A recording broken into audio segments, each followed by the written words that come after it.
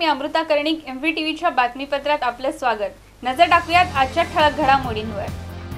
आधार कार्डासाठी सक्ती नाही, सुप्रीम कोर्टाचे आदेश। पार्किंग, पेट्रोल, दुचाकी आणि कार होणार महाग, वाहतूक विभागाचा प्रस्ताव। सुरभे फ्लायओव्हर ब्रिज खाली अवैध पार्किंग, वॉर्ड ऑफिसरद्वारे कारवाई करूनही पार्किंग जैसे।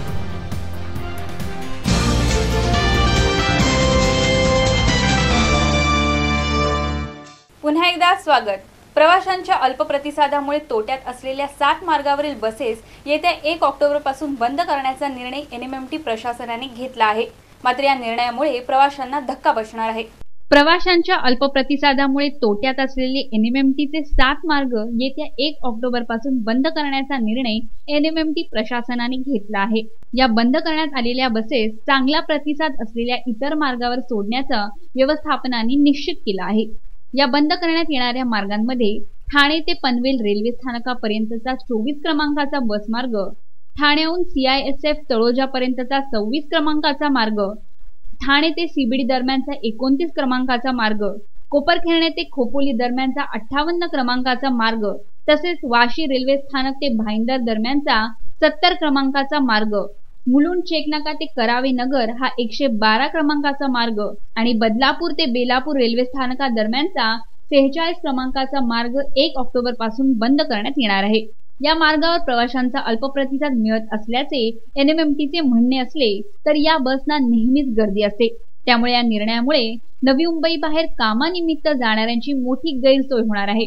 NMMT बसेसची संख्या वाढवण्याऐवजी NMMT प्रशासनाने आहेत त्याच बसेस बंद करण्याचा निर्णय घेऊन प्रवाशांची गैरसोयच केली आहे। News desk, MVTV। Mumbai, Navi Mumbai, Thane या क्षेत्रात पेट्रोलवरील कार, मोटरसायकल बाळगणाऱ्यांकडून पेट्रोलसाठी प्रति लिटर 4 ते 5 रुपये जादा उपकर आकारावा, तसेच पार्किंगसाठीही दुप्पट शुल्क वसूल करावे असा प्रस्ताव परिवहन आयुक्तांनी राज्य सरकारकडे पाठविला आहे। मुंबई, नवी मुंबई, ठाणे या क्षेत्रातील पेट्रोलवरील कार तसेच मोटरसायकल बाळगणाऱ्यांकडून पेट्रोलसाठी प्रति लिटर 4 ते 5 रुपये जादा उपकर आकारावा, तसेच पार्किंगसाठी दुप्पट शुल्क वसूल करावे असा प्रस्ताव परिवहन आयुक्तांनी राज्य सरकारकडे पाठवला आहे। मुंबई महानगर क्षेत्रातील वाढती वाहतूक कोंडी, त्यामुळे होणारे वायू प्रदूषण आणि इंधनाची नासाडी रोखण्याच्या उद्देशाने हा जालीम उपाय सुचवण्यात आला आहे। खासगी वाहनांच्या वापराला आळा घालून सार्वजनिक वाहतुकीचा वापर वाढविण्यासाठी हा उपाय प्रभावी ठरू शकेल। घड्याळाच्या काट्यावर धावणाऱ्या या शहराची गती वाहतूक कोंडीमुळे खुंटली आहे। गेल्या दशकाभरात वाहनांची संख्या झपाट्याने वाढली आहे। मुंबई शहर पूर्व पश्चिम उपनगरात आजच्या घडीला सुमारे 18,70,000 तर ठाणे, कल्याण, नवी मुंबई येथे 27,76,000 पेक्षा जास्त वाहने रस्त्यावर आहेत। खासगी वाहनांच्या खरेदी व नोंदणीवर बंदी घालण्याचा कायदा भारतात नसल्याने वाहनांच्या वाढत्या संख्येला रोखता येत नाही। मुंबई परिवहन क्षेत्रात खासगी वाहने चालवणे परवडणार नाही अशी स्थिती निर्माण करता येऊ शकते। खासगी वाहनातून 2 ते 3 जण प्रवास करतात। पार्किंगसाठी ती दिवसभर जागा अडवतात। त्या तुलनेत सार्वजनिक वाहनातून दिवसभरात 25 ते 30 जण प्रवास करतात व त्यांची पार्किंगची वेळही कमी आहे। सरकारला दरवर्षी 400 ते 500 कोटी रुपयाचे अतिरिक्त उत्पन्न मिळेल। या पैशाचा वापर शहरातील सार्वजनिक वाहतूक व्यवस्था अधिक मजबूत करण्यासाठी करता येऊ शकेल। मुंबईच्या वाहनांमुळे कोंडणारा श्वास मोकळा करण्यासाठी लोकांच्या सहकार्याची गरज आहे। News desk, MVTV। आधार कार्ड नाही म्हणून कोणालाही कोणत्याही अत्यावश्यक सेवेपासून वंचित ठेवता येणार नाही। आधार कार्डची गरजच नाही, त्यामुळे यापुढे आधार कार्ड सक्तीचे नव्हे तर ऐच्छिक असेल असा महत्त्वपूर्ण निकाल न्यायालयाने दिला आहे। देशातील नागरिकांना कोणत्याही प्रकारे आधार कार्डची सक्ती करण्यात आलेली नाही। आधार कार्ड घ्यायचे किंवा नाही हे ऐच्छिक असल्याची भूमिका केंद्र सरकारने सोमवारी सुप्रीम कोर्टात मांडली। मात्र विविध योजनांसाठी आधार कार्ड सक्तीचे होत असल्याकडे कोर्टाने लक्ष वेधले आहे। विवाह, प्रॉपर्टी नोंदणी, महिन्याचे वेतन, प्रॉव्हिडंट फंड यासाठी काही राज्यांमध्ये आधार कार्ड सक्तीचे करण्यात आल्याविरोधात माजी न्यायमूर्ती KS पुट्टास्वामी यांनी सुप्रीम कोर्टात याचिका दाखल केली आहे। आधार कार्डची योजना प्रामुख्याने समाजातील दुर्बल घटकांना ओळख देऊन त्यांच्यासाठी असलेले लाभ त्यांना मिळवून देण्यासाठी असल्याचेही केंद्राने स्पष्ट केले। दरम्यान देशात बेकायदा घुसखोरी करून वास्तव्य करणाऱ्यांना आधार मिळू नये, अशा व्यक्तींना हे कार्ड मिळाल्यास त्यांचे वास्तव्य कायदेशीर होऊ शकते असे सुचनेवजा मत सुप्रीम कोर्टाने नोंदवले। News desk, MVTV। आणखीन काही घडामोडी पाहणार मात्र अल्पशा विश्रांतीनंतर।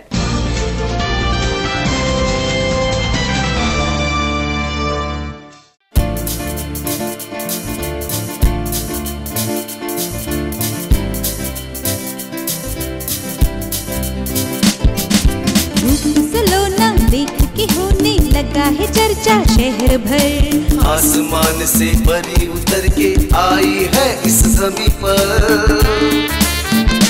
कलाविधि कलाविधि कलाविधि कलाविधि।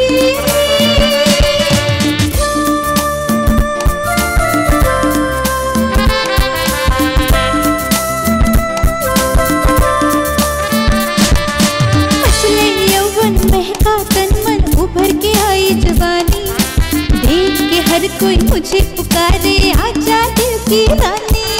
दुनिया सारी आज अचानक मेहरबान हुई मुझ पर। आसमान से परी उतर के आई है इस ज़मीं पर।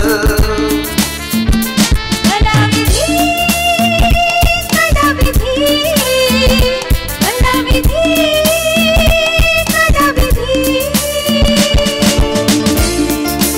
रेडीमेड गारमेंट्स का exclusive showroom for male, female and kids. Designer saris, bridal wear, party wear and casual wear, रंग बिरंगे कपड़े बाबा और बेबी के लिए। Kalavidhi shop number 49 to 51, Patel heritage, sector 7, Kharghar, Navi Mumbai.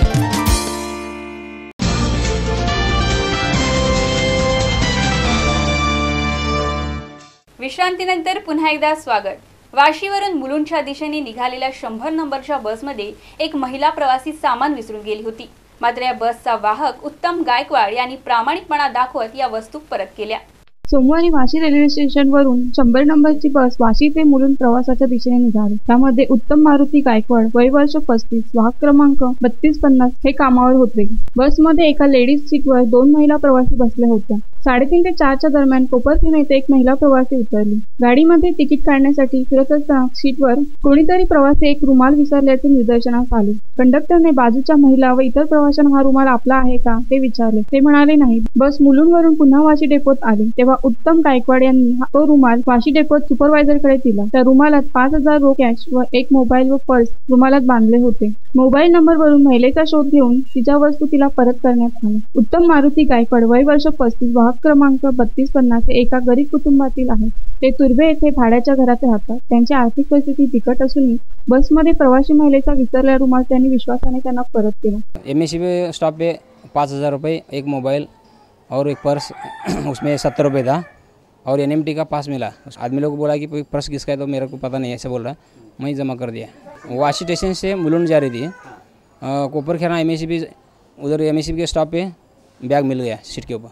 मेरे को अच्छा लगा कि जो भी आदमी रहता है वो पूरा काबड़ कस रहता है, ऐसा पैसा खाने का काम नहीं आता है। अपना जो सर्विस का पगार आता है वही महीना चलता है उसमें। मी माझ्या पगारात समाधानी आहे, मला दुसऱ्याची वस्तू नको, यावरून त्यांच्याकडे प्रामाणिकपणा व समाधान दिसून येते। कॅमेरामॅन विवेक गायकवाडसह नरेंद्र पांडे, MVTV। गणेशोत्सवानंतर भक्तांना वेध लागतात ते नवरात्रोत्सवाचे। सध्या सर्वत्र नवरात्रोत्सवाची लगबग पाहायला मिळत आहे। मूर्तिकारही देवीच्या मूर्तींचे रंगकाम करण्यात सध्या मग्न आहेत।